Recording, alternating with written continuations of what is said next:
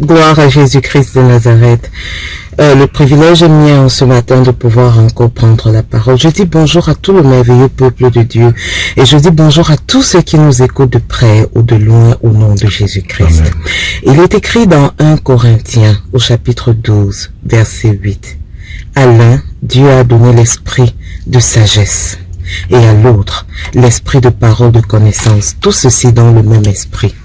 Pourquoi est-ce que je cite cette parole? Parce que certains généralement disent la Bible me suffit. Il me suffit juste d'avoir la Bible. Mais ce qu'ils oublient à côté, c'est que à la fin de ce verset, il est écrit dans le même esprit. Parce qu'il y a certains qui ouvrent la Bible, qui la lisent, mais ne la comprennent pas. Donc le Seigneur a suscité à côté ses serviteurs, qui avec le même esprit, c'est-à-dire l'esprit de Dieu, doté de l'esprit de sagesse et de connaissance, entre dans le mystère de Dieu et explicite cette parole pour vous et moi au nom de Jésus. C'est pourquoi je m'appuie donc sur ce verset pour dire que le livre s'appuie sur la parole de Dieu, parce que la parole de Dieu c'est tout. La parole de Dieu c'est la base. Je vous exhorte donc à lire ces livres au nom de Jésus-Christ. Soyez bénis, soyez guéris, soyez remplis, soyez exaucés par l'Éternel pendant que vous lisez ces livres au nom de Jésus-Christ.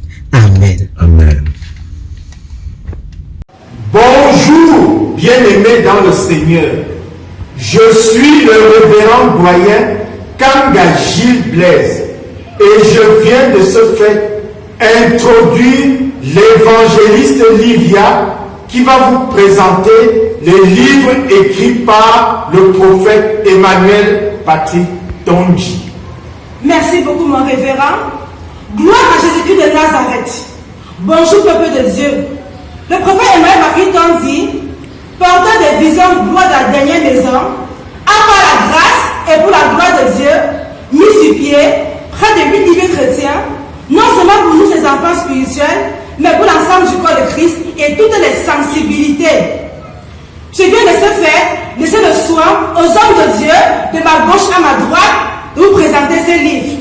4 piliers qui mènent à l'élévation pour la gloire de Dieu. Message aux politiciens. L'alliance de Dieu avec lui-même. L'humilité dans sa dimension profonde. La notion de la relativité spirituelle. L'enjeu de la prédestination. La louange prophétique sans complexe de David. Oui, peuple de Dieu, nous avons également le cœur qui est l'organe central des valeurs spirituelles.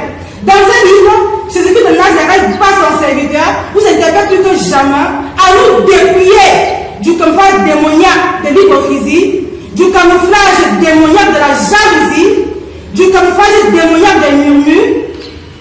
Nous avons également les 7 tomes des pensées prophétiques. Entre mes mains, j'ai le tome 7. D'ailleurs, dans ce livre, ton secteur nous dit, n'est-ce pas, de ne pas tenir compte des détails qui ne comptent pas.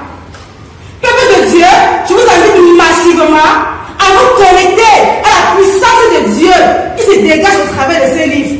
Elle vous décourage par la vie, elle vous malade, elle vous limite dans vos affaires, elle vous bloque dans votre ministère.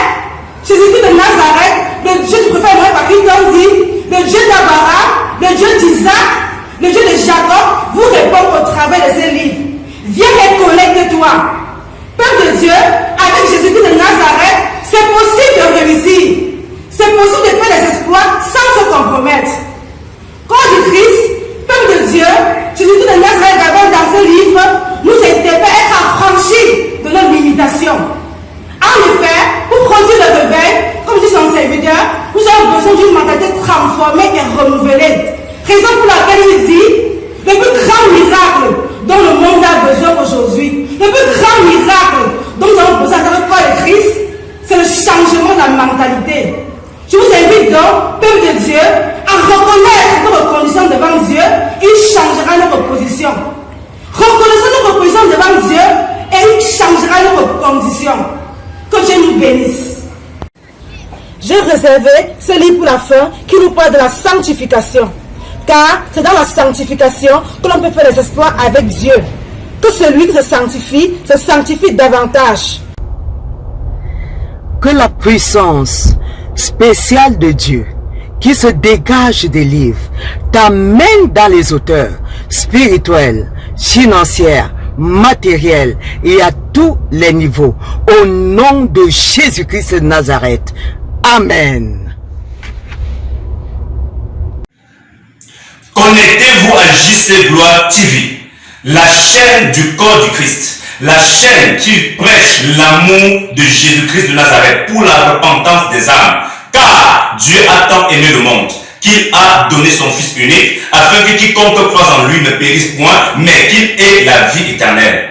Que le Seigneur vous bénisse. Tout ceci nous permet d'éviter ce que je peux appeler le bricolage spirituel.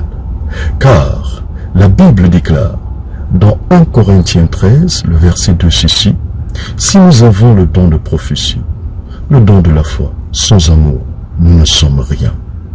Il est donc important pour nous de nous connecter à l'onction qui nous permet d'être matures, de développer ce que je peux appeler la responsabilité spirituelle. Cette responsabilité qui nous invite à la bonne conscience. Car le but du commandement, tel que 1 Timothée 1, verset 5 nous indique, c'est d'avoir un cœur rempli d'amour. Un cœur pur rempli d'amour. Une bonne conscience et une foi sincère. Il s'agit donc de comprendre cette vérité. Et cette bonne conscience, certes, nous permet de comprendre que c'est Jésus qui produit en nous le vouloir et le faire, tel que Philippiens 2, verset 13 nous indique. Mais il est important aussi de saisir que le désir de Dieu, c'est de nous voir faire notre part pour sa gloire, de développer la bonne conscience qui va nous conduire à responsabiliser notre manière de faire pour la gloire de Jésus-Christ, car Dieu tient compte de nos actions au nom de Jésus-Christ. D'ailleurs, la Bible me dit dans Hébreux 6, le verset 10 ceci: car Dieu n'est pas injuste pour oublier votre travail et votre amour pour lui. Dieu tient compte des bonnes actions au nom de Jésus. Ce que je sais, c'est que trébucher n'est pas échoué. C'est la raison pour laquelle il serait hors de question pour toi de te décourager.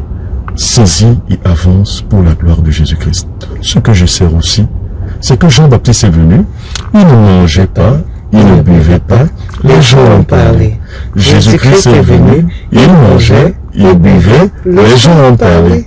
Les gens ne cesseront de parler, mais le plus important pour toi, c'est de toujours faire la volonté de Dieu. Car la vérité prophétique ne se débat pas, mais elle s'impose.